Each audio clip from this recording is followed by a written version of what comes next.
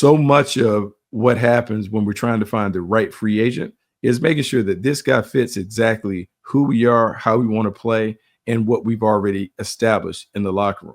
When I look at these five, these are my five perfect fits in free agency. Let's start at number one. Evan Ingram going to the Denver Broncos and Sean Payton is everything that Sean Payton has wanted since he took over in the Mile High City. Sean Payton wants a tight end that is the joker, meaning he can move around, he can do a bunch of different roles, and he is a guy that not only creates mismatches, but he exploits mismatches on the perimeter. Evan Ingram is that. You're talking about a Pro Bowl player, a guy who has caught a ton of balls, was really, I would say, the security blanket for Trevor Lawrence down in Jacksonville. Now you put him in Denver and you allow him to grow with a young quarterback in Bo Nix. He teams up with Cortland Sutton on the perimeter. Now you got two big bodies on the perimeter, guys that can expand the strike zone, guys that can make it very, very easy for Bo Nix to find completions. More importantly, it allows this offense to have multiple guys that can move the chains. As we talk about being an efficient and effective offense, it's about stringing together first downs and eventually finding a way to put points on the board. Evan Ingram gives the Broncos a guy that can enhance an offense that was surprisingly effective last year. It is even more effective with the two-time Pro Bowler coming on board. So he is someone that I love. I love the fit. I love how it looks on paper, but more importantly, I love how it's going to play out on the field. Big-time playmaker. Second marriage that I love, and we're going to go to the other side of the country. We talk about Buffalo, New York. Joey Bosa joining the Buffalo Bills. The reason why this is really effective for me is you have a player who's a blue-collar player, a guy who's a technician, linking up with a blue-collar team that is all about the work. When you think about Sean McDermott, a guy who has a wrestling background, who really prefers guys that are worker bees. Look, there's not a better worker bee on the perimeter than Joey Bosa. And I know injuries have really impacted his game the last few years, but you're talking about someone with 72 career sacks. He has 4 seasons with at least 10 sacks. And he is a guy who is a designated pass rusher with all of the tools and tricks to be able to get effective.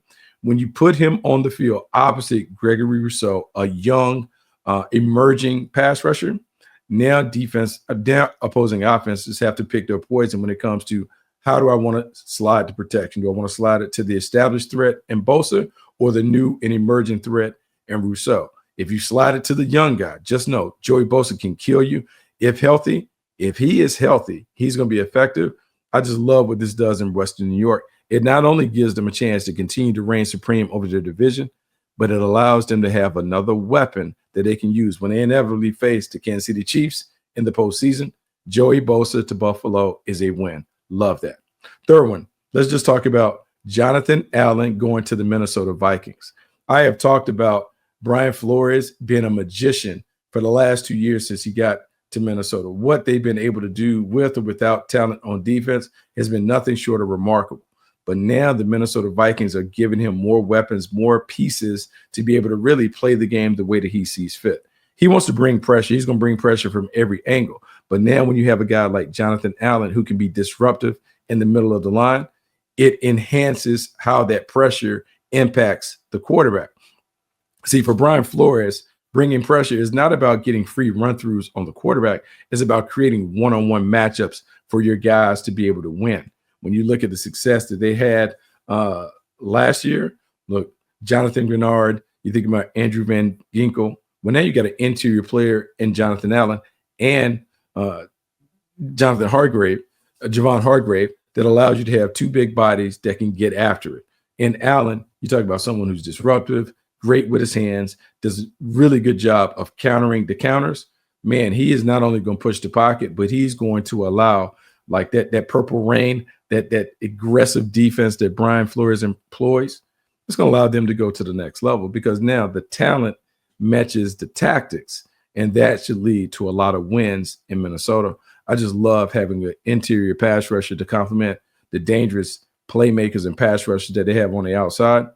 This is going to work. It's going to work in Minneapolis because Brian Flores now has another weapon to attack quarterbacks. Let's go to Indianapolis and Javarius Ward joining the Colts.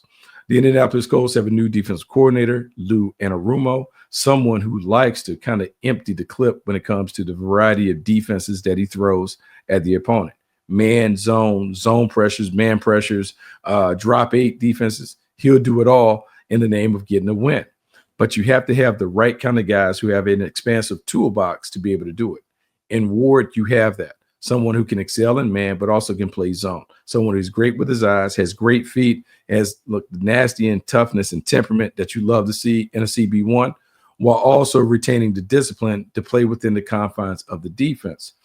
Indianapolis is under a win now mandate, or everyone is subject to be bumped out of there. Chris Ballard, Shane Steichen, everyone associated with the team. Now it's about bringing the right kind of veterans that can play and play well, regardless of what's going on the other side of the ball on offense. Ward, man, he is a leader. He's an impact player. He's a difference maker. He should shine on the island. I just love this matchup. I love Lou Anarumo getting a high IQ player with a lot of technical skills to flourish. I think this is going to work. It has to work in Indianapolis because Ward is too good for it to fail. Finally, let's go to L.A. Najee Harris joining the L.A. Chargers.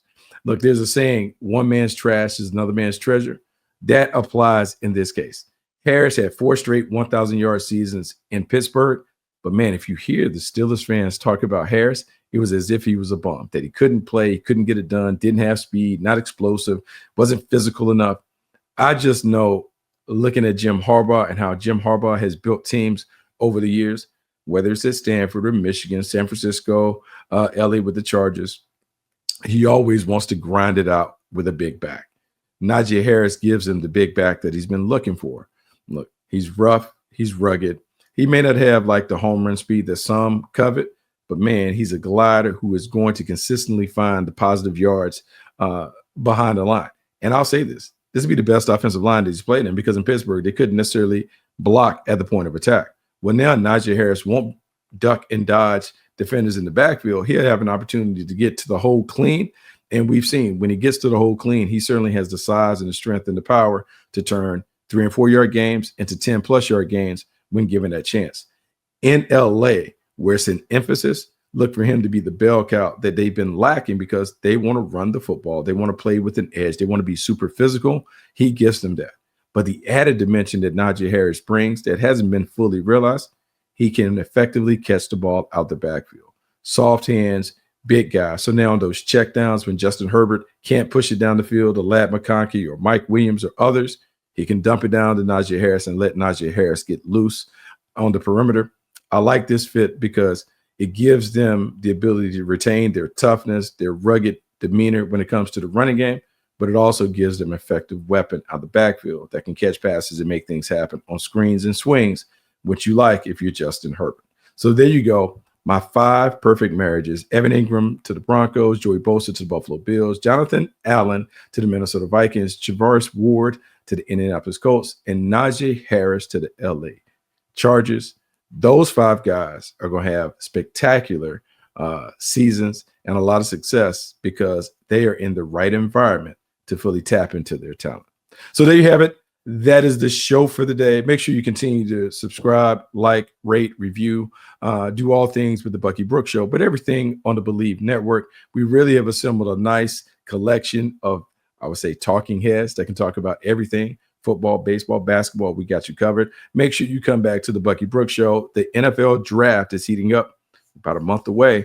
We'll start talking about who's who and what's what as we get closer to the end of April, as we'll see the names come off the board. Until next time, I'm Bucky Brooks. I'll talk to you soon.